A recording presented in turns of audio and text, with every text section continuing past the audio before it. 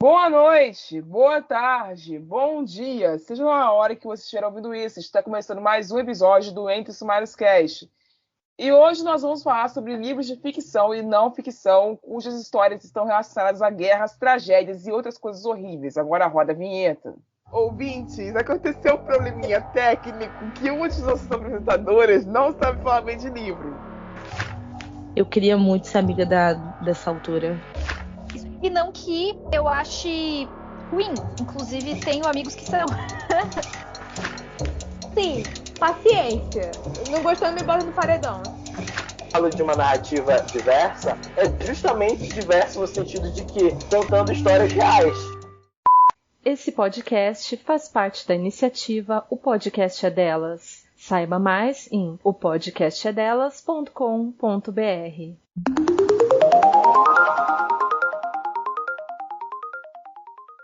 Ei, pessoal, tudo bem? Então, nós estamos aqui hoje para falar de coisa triste. E aí você vai perguntar, mas de novo, Rayane? E eu vou te dizer, brasileiro é feliz desde quando? Pois é, hoje nós vamos viajar no tempo através dos livros e vamos falar sobre épocas ruins da história do mundo. E no final vai ter um debate sobre o pessoal que trata texto histórico / biográfico como ficção em suas resenhas. E aguarda que lá vem bomba, tá? Eu passo a palavra agora para a Sally, que deu a sugestão do tema, para que ela fale do porquê que ela resolveu falar disso hoje. Bom, resolvemos falar disso hoje porque já falamos de todo o resto. Não, mentira, gente. Na verdade, a gente decidiu falar disso hoje por conta de um livro que você pode ler da editora Delphi, que ele lançou esse ano. E esse livro, nada mais, nada menos, é do que A Queda dos Pássaros Brancos. Foi um livro lançado esse ano pela Ari Munhoz, e você encontra ele na Amazon. E nesse livro, a gente está no contexto, né, da Segunda Guerra Mundial. Então, a gente parou para pensar quantos livros, né, que a gente já leu sobre esse tema e tema de outras guerras, né, que mudaram o mundo. E decidimos que seria uma boa forma de compartilhar com vocês outros livros sobre esse tema. Bom, a ideia de hoje é montar uma lista de livros de ficção e não ficção que falam sobre épocas tensas da história. Então eu vou começar minha lista com 2 livros muito antigos e vou finalizar com uma antologia sobre um problema um pouco mais recente, mas que está se perpetuando desde o início dos tempos. O primeiro livro que eu vou citar aqui é Dois Irmãos em uma Guerra, e ele fala sobre 2 irmãos que estão vivos durante a Segunda Guerra Mundial, lutando do lado dos aliados, que, se vocês não lembram muito bem quem eram, era o lado dos Estados Unidos da América, a Inglaterra, a Itália depois de um tempo, a França e etc. estavam. E falam sobre os conflitos emocionais, a vida dos cidadãos ao redor deles e a visão que os dois possuem do conflito que está se reproduzindo diante deles. Eu li esse livro lá em 2016, eu acho que foi em 2016, ou seja, faz muito tempo atrás, então se eu errar alguma coisa, vocês me perdoem, porque a minha memória está um caos, deixa eu lá para cá. Mas essa é uma daquelas histórias que é ficção, mas é uma ficção muito aliada à realidade que quase fica difícil de você separar o que é real ali e o que não é. Por exemplo, nós temos um regime de governo que foi real entre os anos 40, que foi o nazismo na Alemanha, o nazifascismo, que atingiu também a Itália com Mussolini e atingiu também o Japão imperial, mas o livro se concentra no nazifascismo alemão e as regiões adjacentes à Alemanha que foram tomadas de assalto como territórios sequestrados pelo governo de Adolf Hitler. E esses 2 irmãos desse cenário são soldados, um é um soldado que está ativamente lutando e o outro é um médico que está cuidando dos feridos da guerra.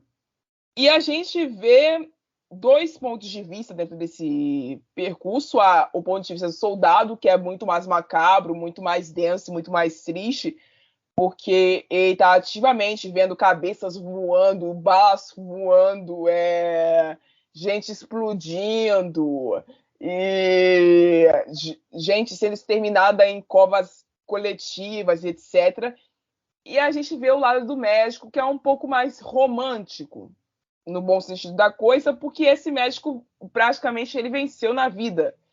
Porque ele tem uma família formada aos modos héteros, cis, cristãos tradicionais. E então ele tem uma espécie de fuga que seria, vamos dizer, politicamente correta do cenário que ele lida na visão dos feridos que ele resgata da guerra.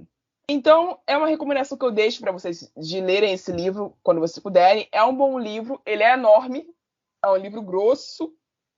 Então, se eu levei cerca de 2 meses lendo ele, vocês que estão acostumados a ler livros grossos, rápidos, devem levar 15 dias ou um pouco mais que isso, mas é um livro grosso, é um livro cuja história é feita de uma forma lenta, então é isso, aproveitem a leitura, porque é realmente uma leitura que vale a pena. Mas não esperem uma grande lição de vida, porque o livro não tem essa intenção dentro de si. Em segundo lugar, eu vou falar rapidamente aqui de O Triste Fim de Policarpo Quaresma. E uma coisa que as pessoas não falam sobre esse clássico de Lima Barreto é que ele se passa na Era Vargas, Estado Novo. E Estado Novo é legal lembrar que era uma ditadura, né, gente? A galera não se lembra tanto do Estado Novo porque a gente foca muito em 64. 64 foi o auge, porque 64 foi uma ditadura militar, 64 teve tortura, teve assassinato, teve gente desaparecendo, teve gente sendo exilada. Foi um caos, 64 a 85. Mas a ditadura do Estado Novo foi que começou essa brincadeira toda. Porque, como eu já falei aqui em outros momentos, o Getúlio Vargas não era gente boa, tá? Se alguém te iludiu com isso, vai estudar história. O Getúlio Vargas instituiu a ditadura, ele deu um golpe em si mesmo, no próprio governo, para que ele pudesse assumir a cadeira de presidente de novo por mais 8 anos. E basicamente fechou o parlamento. Nessa brincadeira, ele criou leis que tornaram a manifestação de pessoas brasileiras populares e pobres como coisas que estavam aliadas à vadiagem, que tiravam o foco do homem brasileiro do trabalho e tornavam as mulheres como vadias. E instituiu a lei da vadiagem, que saiu prendendo gente a rodo por motivos que são completamente ridículos. Torturou muita gente, sim. O Estado Novo teve tortura. Tem gente que tenta negar isso, mas rolou tortura no Estado Novo. Teve censura, sim, no Estado Novo. Então nem adianta falar que não teve, porque teve. É só vocês precisarem que vocês vão ver isso. E o Lima Barreto, ele passa por meio desse cenário contando que o Estado Novo teve como interferência principal a criação da Voz do Brasil, que é um negócio que nós temos até hoje, herança do governo Getúlio Vargas, que é aquele portal de notícias que estão nos rádios AM, FM, que praticamente ninguém no Brasil ouve aquela merda, que dão as notícias sobre as ações do governo. Só que isso, na época do Estado Novo, foi usado para fazer propaganda positiva do governo. E o Lima Barreto pega esse elemento da Voz do Brasil como propaganda eleitoral a favor do governo de Getúlio Vargas, a favor da ditadura Vargas, insere nesse livro dele, O Triste Fim de Policarpo Quaresma, como um dos elementos favoritos do personagem principal, que era completamente obcecado pela ideia de um Brasil puro, de um Brasil em entreguismos, de um Brasil completamente nacional, de um Brasil que não fala português, fala tupi-guarani, de um Brasil que não possui uma bandeira verde e amarela representando as escolhas dos portugueses pela terra de Veracruz, mas que possui uma bandeira que realmente representa que o Brasil é de fato, na cabeça dele. Então, é isso. É uma leitura que eu recomendo se vocês tiverem saco, porque ela não é tão agradável assim, mas é uma leitura importante para que nós entendamos como funciona o falso moralismo dos militares inserido dentro do Brasil até o dia de hoje. E, por último, eu quero falar de 2 contos da antologia de Bala em Prosa. Os contos que eu escolhi são Todas as Horas do Fim, do autor Pedro Luiz, e Morte Encomendada, Mata que é Negro, dos autores Valquíria Chagas, Daniele Ferreira e Eva Daiane Góes.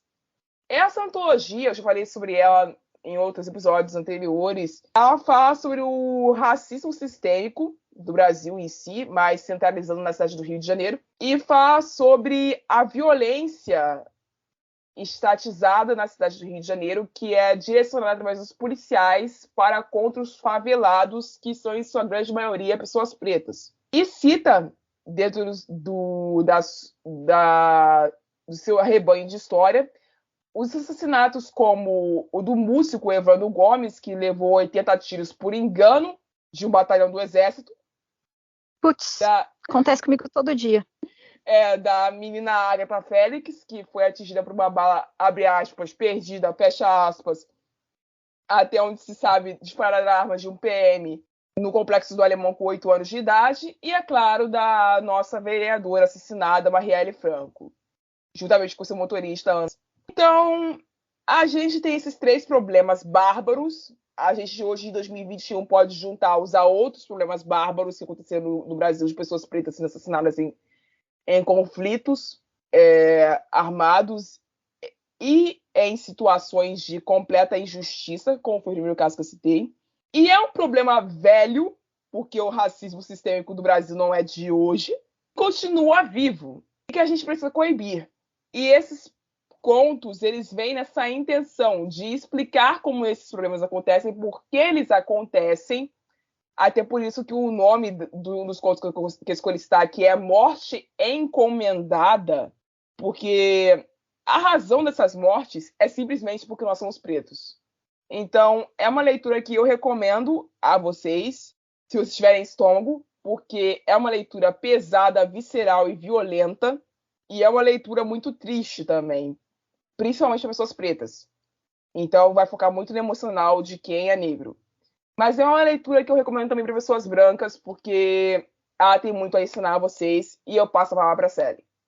Os livros que eu escolhi para falar nesse episódio, na verdade, eles são livros que eu li há muito mais tempo. O primeiro livro que eu vou falar é um que todo mundo, quando pensa, né, em livros que tem a temática da Segunda Guerra, lembra do Diário de Anne Frank, que até esse ano rolou várias pessoas jurando que Anne Frank era ficção e que... Mas vamos guardar isso para o terceiro bloco, por favor. Porém, dei várias risadas. Achei muito engraçado. Enfim, e aí a gente tem, em O Diário de Anne Frank, a gente tem o diário de uma menina de 13 anos, e eu acho incrível, porque eu li esse livro quando eu tinha entre 9 e 10 anos. Então, para mim, marcou muito, porque eu me identificava muito com a Anne com a idade dela. Eu li aquilo e parecia que eu estava lendo o meu diário. Então, para mim, além de eu me identificar muito, foi muito pesado, porque mesmo eu já sabendo desde o início o que ia acontecer, ainda assim eu me entreguei muito pro relato que eu estava lendo. E eu tinha acabado de cortar também meu cabelo Chanel. Eu jurava que eu tava igualzinha a Anne Frank, e daí eu fiquei muito abalada. Foi horrível. Mas, assim, é um livro muito importante pra gente ver, e que eu acho muito interessante, principalmente porque a visão que uma criança, ou que uma adolescente, no caso, tem de uma situação como essa, ela é muito mais sucinta e muito mais prática do que quando os adultos vão descrever o que acontece nesse tipo de momento, né, na nossa história. Um paralelo que a gente tem, né, do outro lado da guerra seria o livro e filme do Jojo Rabbit, que foi até indicado ao Oscar, que ele é também uma criança, né, que está nesse momento da guerra, e para ele, assim, as coisas são muito mais simples do que parece ser para os adultos, e são muito mais inocentes aos olhos dele, né? E para Anne, ao mesmo tempo, assim, ela entende que é uma guerra, ela entende muitas coisas que ela não deveria ter que entender na idade que ela tinha, mas ao mesmo tempo você tem partes, assim, relatos no diário dela sobre a primeira menstruação e como era difícil, porque eles não tinham muitas condições de higiene, né, no abrigo, e como ela ficou afim do menino que estava com ela no abrigo, só que o menino não correspondia. Então, são coisas que muitas vezes a gente não se foca porque são coisas muito pequenas para os adultos prestarem atenção quando eles sabem que o que está acontecendo vai mudar o curso da história. Mas que as crianças continuam pensando nessas pequenas coisas. Então, é uma forma muito interessante de se olhar para a guerra. E também outro livro, porque parece que eu tenho uma coisa, né, por ler os livros que são feitos por criança. E eu li também o outro livro, que é o livro, se eu não me engano, eu acho que é o livro mais abandonado da história, que mais pessoas começaram e não terminaram. Eu terminei, e foi A Menina que Roubava Livros, que também é um livro destruidor. Eu acho que na época eu comprei ele naqueles livrinhos da Avon ainda. E o que acontece nesse livro é mais ou menos como aconteceu em Nárnia, que estava acontecendo uma guerra e eles mandaram as crianças para uma casa adotiva. Ela vai para uma casa adotiva e em determinado ponto da história, esses pais adotivos dela abrigam um judeu no porão. E ela se torna a melhor amiga desse judeu. Ela gosta muito dele e ela conversa muito com ele, então ela vai no porão e fica conversando com ele por horas e dividindo livros e conversando sobre os lugares que ele conhece, sobre a cultura dele. Então, para ela, toda essa separação, essa segregação não fazia tanto sentido assim, porque para ela era só o amigo dela. Ela entendia que ela não podia falar para as outras pessoas que ele estava lá, ela entendia que ela não podia falar que ela tinha um amigo judeu, só que ao mesmo tempo aquilo não fazia 100% de sentido, porque aos olhos das crianças, né, as coisas são muito mais simples. E nesse livro a gente acaba acompanhando por muito mais tempo a história, né, da protagonista, e ele é todo narrado pela morte, tanto que o slogan, né, de venda desse livro na época era: quando a morte conta uma história, você deve parar para ler. E você acompanha várias coisas, assim, várias transições nesse momento da guerra, né? Então, até o momento que ela vai se esconder no abrigo antibomba e ela fica pensando o que está acontecendo, se ele está seguro na casa dela, porque ele não podia ir com eles para o abrigo, então ela fica preocupada. E a gente também passa com ela por todo o período de infância e a transição para adolescência. Então, ela brincava com os meninos e daí agora ela não pode mais ficar com os meninos porque meninas são nojentas e coisas do tipo. E você tem também um momento que ela se separa dos amigos porque todos os meninos são obrigados a ir a uma escola preparatória, militar. E você acompanha toda essa história dela vendo os vizinhos sendo levados e das pessoas ao redor dela ficando cada vez mais tensas. E o livro em si vai ficando cada vez mais tenso, a morte você consegue sentir que ela vai ficando cada vez mais próxima da protagonista. Então, a personagem Morte, né, ela vai ficando cada vez mais íntima da protagonista.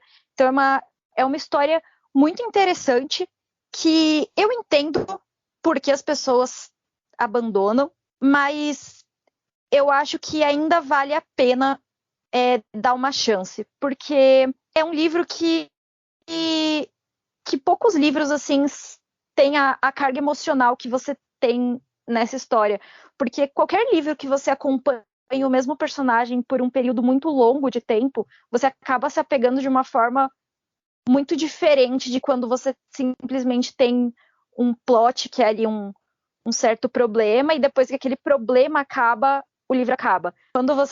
Quando o plot principal da história não é um problema externo, e sim o desenvolvimento daquele personagem, você se acaba pegando muito mais ao personagem. Seguindo mais ou menos, acho que acabou que quase a maioria das pessoas botou coisa sobre a Segunda Guerra, olha que incrível. Enfim, o livro que eu escolhi foi Os Fornos de Hitler, que eu descobri há pouco tempo que não é um livro de ficção, é na verdade um conto de uma sobrevivente de uma judia que foi colocada no campo de concentração. E eu não sabia disso quando eu li. E eu fiquei um pouco mal depois de descobrir isso, porque assim, esse livro é um livro muito pesado, igual a maioria dos livros já citados aqui. Mas, como eu não li o Diário de Anne Frank, eu acredito que por ser uma criança contando a história dela seja um pouco mais leve do que... Até porque a visão de uma criança é um pouco melhor, entre aspas, grandíssimas aspas. Mas, enfim, ele é narrado pela... Eu já primeiramente peço desculpa, porque eu li esse livro faz muito tempo. E eu posso estar passando alguma informação errada do livro. Então, já de antemão, já estou pedindo desculpa, porque eu realmente faz muita coisa. Provavelmente eu não lembro de coisas certas em relação a isso. Mas esse livro é escrito pela Olga Lengel. Desculpa se estiver pronunciando o nome errado. Que ela foi uma sobrevivente do campo de Auschwitz e Birkenau. Não sei se estou pronunciando certo. E, assim, o livro já começa com ela falando que, assim, eles eram uma família de classe média alta. Ela, a mãe dela, o marido e os 2 filhos. Então, assim, o marido, ele era um médico renomado e eles viviam na capital da Transilvânia. E ela falava que as pessoas ao redor dela achavam que, assim, tinham medo, mas não achavam que era, assim, como se fosse teoria da conspiração.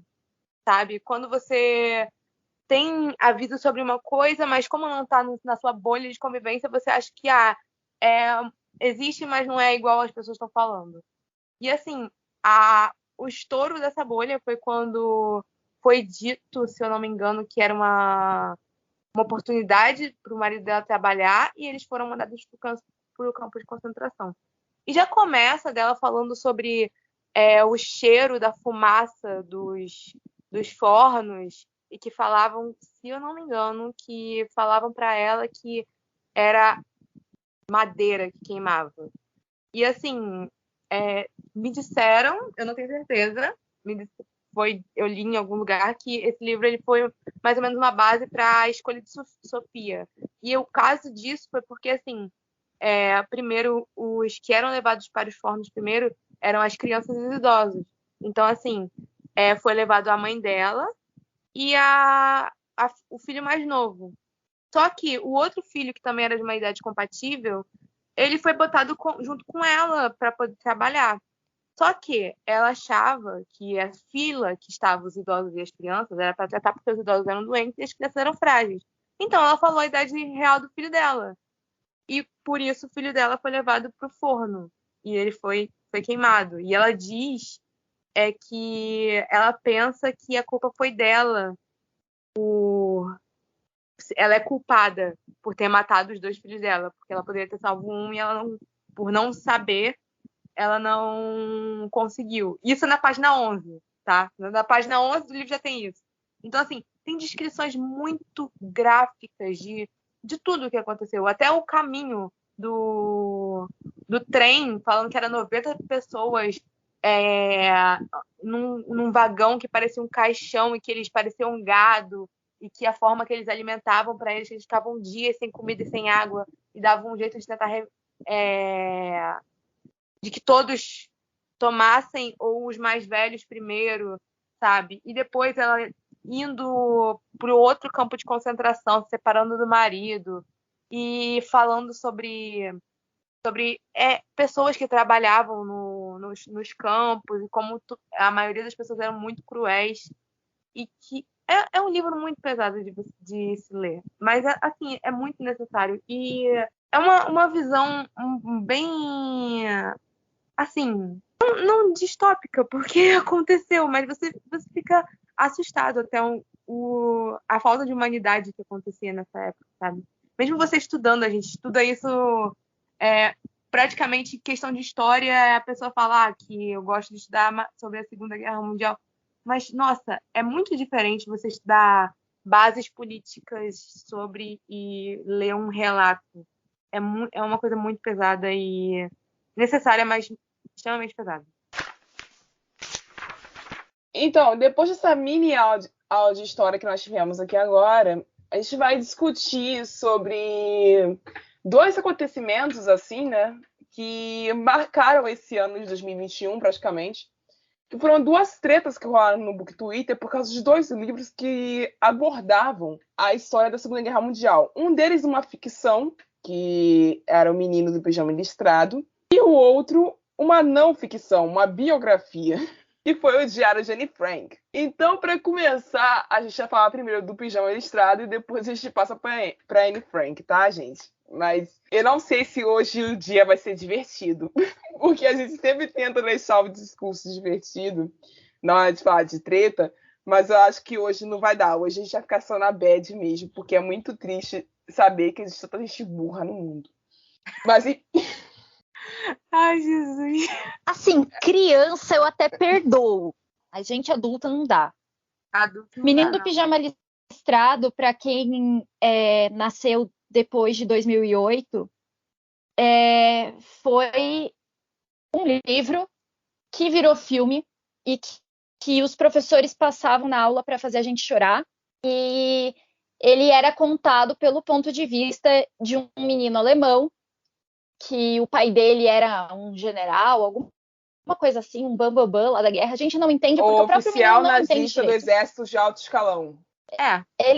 O próprio menino não entende direito o que o pai dele faz, o que a mãe dele faz. Ele só sabe que um dia o pai dele leva ele e a mãe dele para morar no meio do nada. E o pai dele fica o dia inteiro fora trabalhando.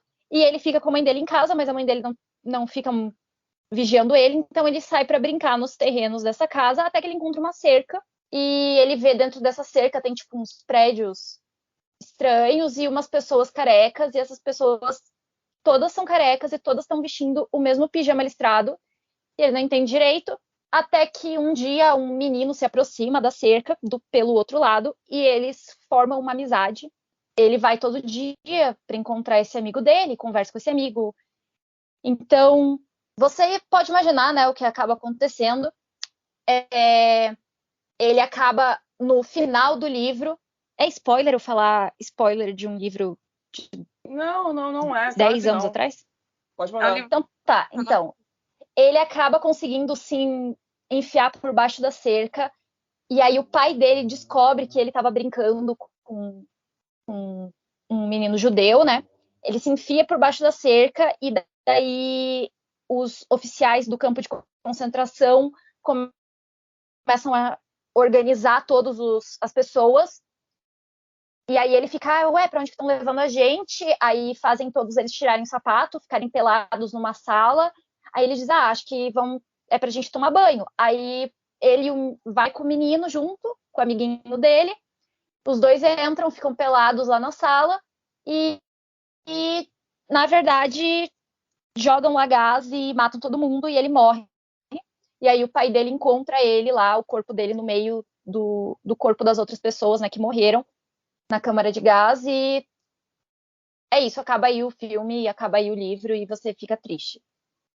Porém, né, era para ser só um livro de ficção, para fazer a gente chorar, mas sempre, né, a gente tem que pensar que pessoas escrevem livros e pessoas nem sempre são 100% íntegras, né?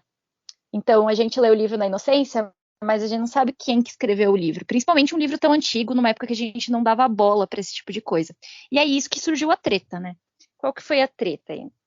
Então, a gente tem uma página chamada @judeukescreve. Eu acho que não faz mal eu divulgar aqui, até porque é uma página importante para fins informativos, então não vai fazer mal nenhum divulgar o nome aqui. Que escreveu uma longa thread informativa sobre o porquê que o menino do pijama listrado não deveria ser trabalhado nas escolas.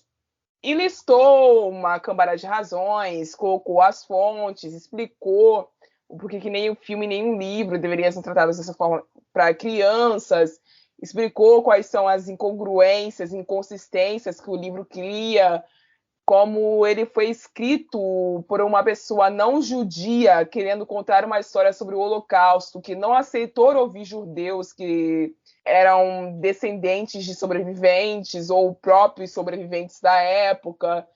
Enfim, fez um grande relato informativo sobre o porquê que esse livro deveria ser retirado do currículo mínimo das escolas ou pelo menos deveria ser abordada de uma maneira diferente do que ela é costumeiramente abordada.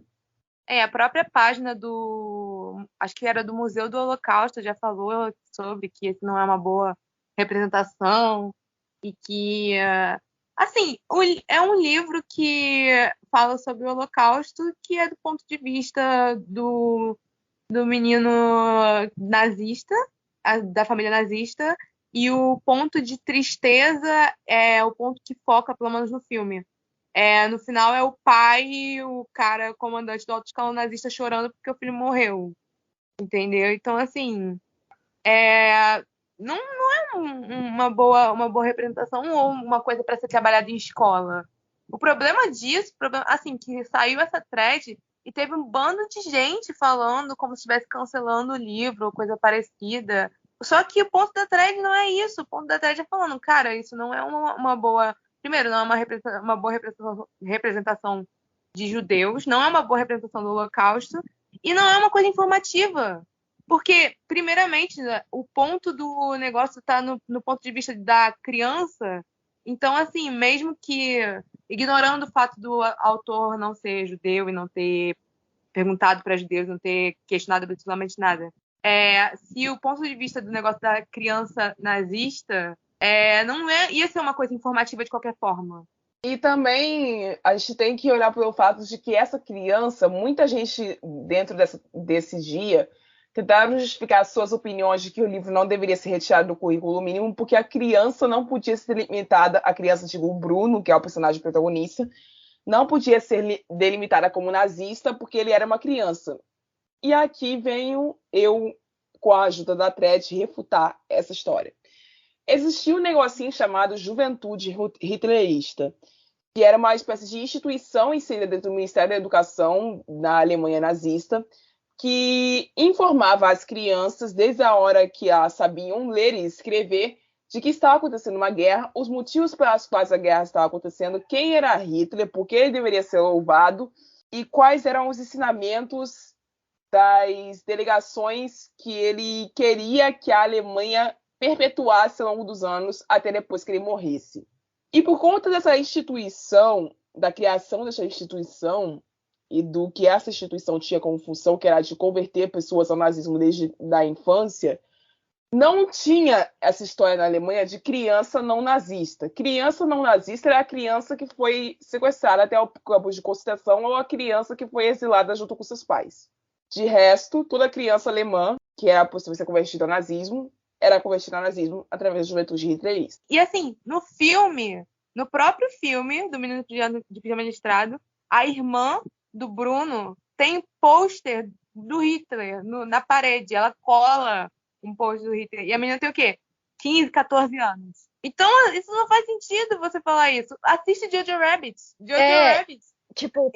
E até na própria menina que roubava livros, o Rudy, ele é levado, né, pro colégio e ele volta e quando ele vai falar com ela vê que, tipo, ele não quer mais falar sobre brincar, ou sobre jogar bola, ou sobre nadar, ou sobre andar de bicicleta. Ele quer falar sobre a guerra, que Hitler tá certo e coisas do tipo. Então, era uma coisa que, apesar de a gente saber, a culpa não era da criança. Ela não foi sozinha em busca do preconceito. Mas todas elas já, quando elas chegavam numa certa idade, elas já eram enraizadas. E assim, foi um dos pontos levantados na thread. Outro ponto também foi que, porque é um livro e vocês estão cancelando um livro porque não tem obrigação.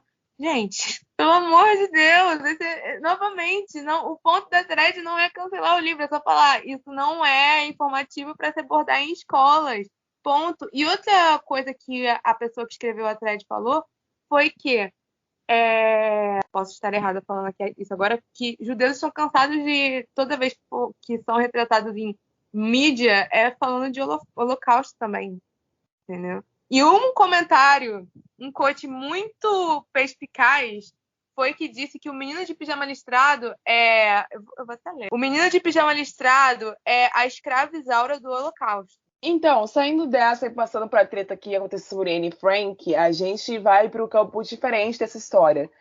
onde tive uma história que é uma biografia, como eu disse anteriormente, foi feita de livros de ficção por algumas pessoas que fizeram resenhas, tanto na Amazon, quanto no Scooby, quanto fora desses dois programas. Essas pessoas trataram o Diário de Anne Frank como se fosse uma peça de ficção e colocaram lá, porque o livro não é bem desenvolvido. Porque o final não é bem resolvido. O final deixa muitas coisas em branco, muitas coisas sem explicadas. Porque a tal de Anne Frank é uma péssima escritora. É uma péssima protagonista. Eu vi isso também. É uma péssima protagonista, e etc.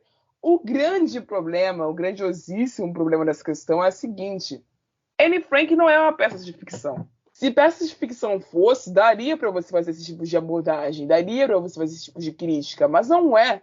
É o relato da vida de uma menina que viveu uma experiência terrível e morreu de uma forma trágica e assistiu coisas horríveis acontecerem ao redor dela, quando ela tinha apenas 13 anos. E outra coisa que eu também não acho que cabe, eu não sei qual é o termo certo para eu criticar isso, mas eu acho que não cabe fazer. Que é o pessoal fazendo headcanon, dizendo que a Anne Frank era lésbica, bissexual, algo do tipo. Que eu li sobre algumas pessoas no Twitter fazendo isso, e eu falei assim, gente, ela tinha 13 anos. Eu tô apenas dizendo que ela foi uma pessoa real e não existe nenhum material biográfico que confirme esse headcanon de vocês. E você estava fazendo um headcanon de uma pessoa real, pegar... cara. É feio pra caralho. Por exemplo, assim, tem aqui um podcast aqui no Spotify, se alguém tiver no Spotify, né? E que se chama History's Gay, onde as apresentadoras elas pegam figuras históricas que têm várias evidências de que foram parte da comunidade LGBT e elas falam por que essas pessoas são parte da comunidade, porque claramente a gente tem muitas pessoas que tiveram sua sexualidade apagada, né, na história.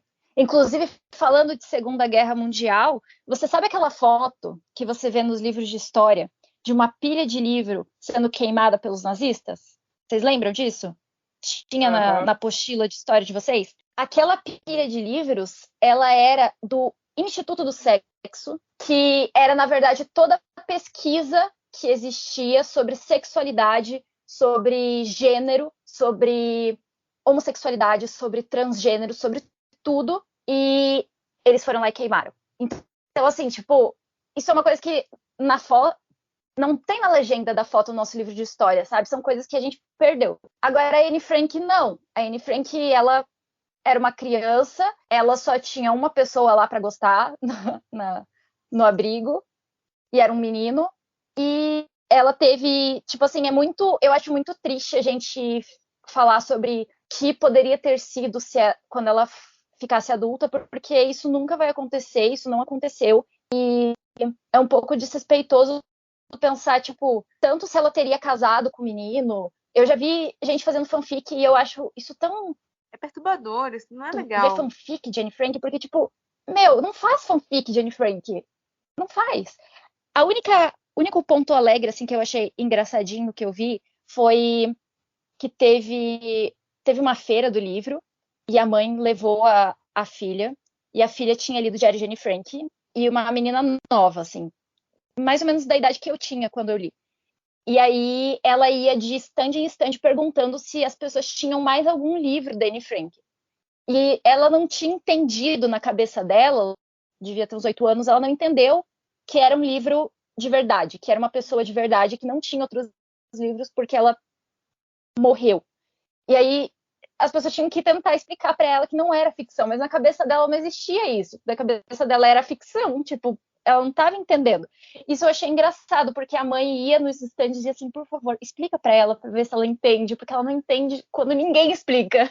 E aí eu fiquei tipo, ai, tadinha. Porque ela não sabe, e é justamente isso que é sobre o livro, sabe? Sobre essa inocência, toda essa parte de ficar confusa, né, com coisas complicadas demais. É porque, assim, é criança, né? A criança ficar confusa e essas coisas a gente aceita. É fofo, é fofinho. Até por isso que eu não recomendo ninguém que leia Anne Frank com a idade que a Sally leu. É de 13 anos pra frente. Antes disso, não. Porque assim, né, é um livro pesadinho. Então, pesadinho, né, pesadão, todo o contexto, mas enfim. A questão é, tipo, pessoas velhas, mais velhas, resenhistas, gente com sei lá quantos seguidores postando esse tipo de coisa e achando um máximo, entendeu? Esse é o meu problema com esse livro ter ficado pop.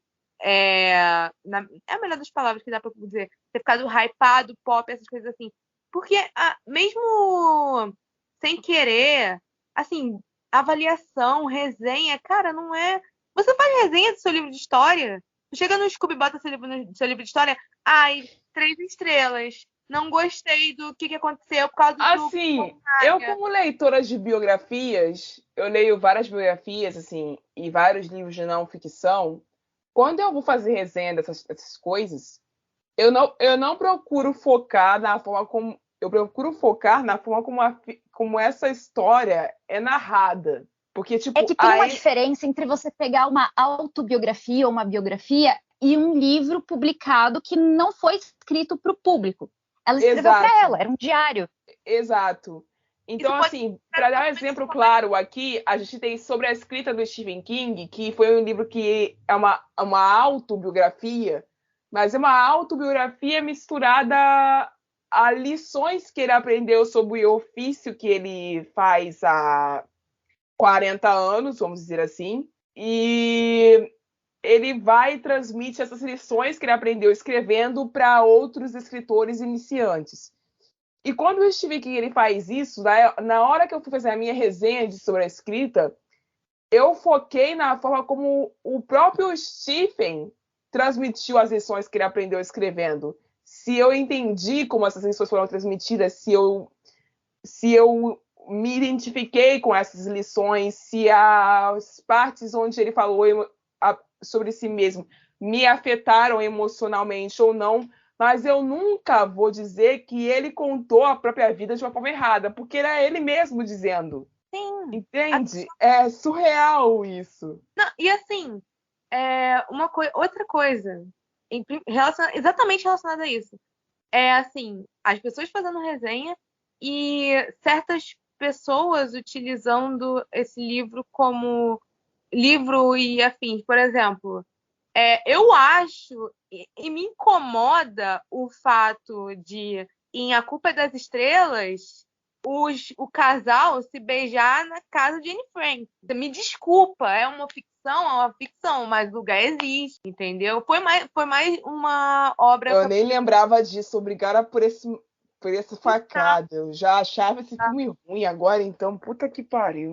Foda, porque você está o seu lugar de, assim, eu sou uma pessoa que eu gostaria de visitar cidades como, tipo, Chernobyl, ou as coisas assim, a nível de histórico. Mas uma pessoa visitar a casa de Anne Frank e o primeiro beijo do casal rolar na casa de Anne Frank se equipara às blogueiras indo em Chernobyl e em Auschwitz para fazer ensaio fotográfico. É a mesma Aquela garota que foi no Museu dos Corpos, que foram queimados em covas coletivas, acho que na Alemanha, e ela tirou foto em cima dos caixões.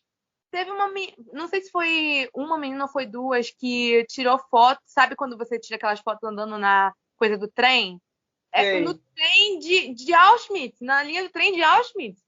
Então, gente, assim, é tenso demais. A garota dos caixões até foi presa. O mínimo, é o mínimo. É o mínimo, entendeu? Não tem noção, você tem que dizer que vai ver um tipo de coisa dessa e achar de bom tom, entendeu?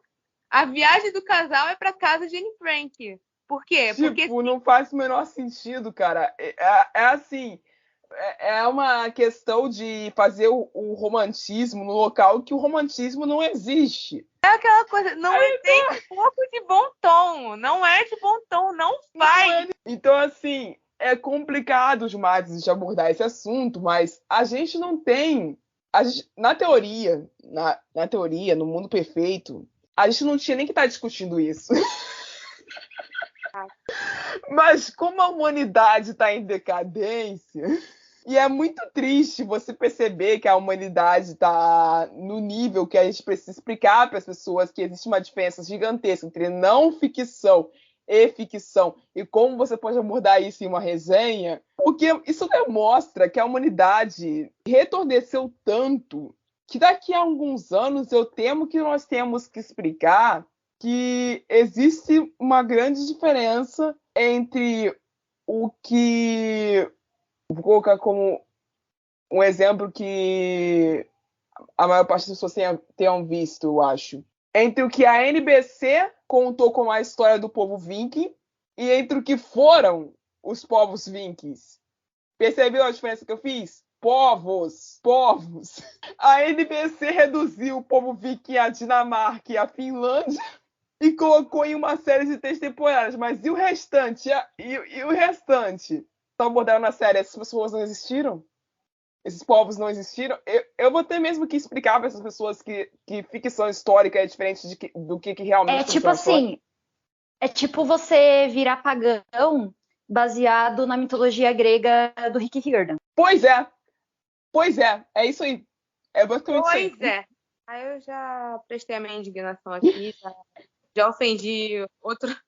Que eu não posso passar qualquer episódio, eu tenho que ofender um fã. Já falei demais. É isso, galera. Obrigada a todos que ouviram até aqui. Eu espero que vocês tenham gostado desse episódio. Por favor, se vocês forem ler os livros que nós citamos aqui algum dia, que são todos biografias ou baseados na realidade, tomem cuidado com o que vocês vão falar na resenha de vocês, tá? Você ouviu um programa participante da rede Podcast é Delas, uma iniciativa que fornece toda a infraestrutura necessária para mulheres hospedarem e publicarem os seus podcasts. Para fazer parte, entre em contato conosco através do site opodcastadelas.com.br ou através das nossas redes sociais, como @opodcastadelas.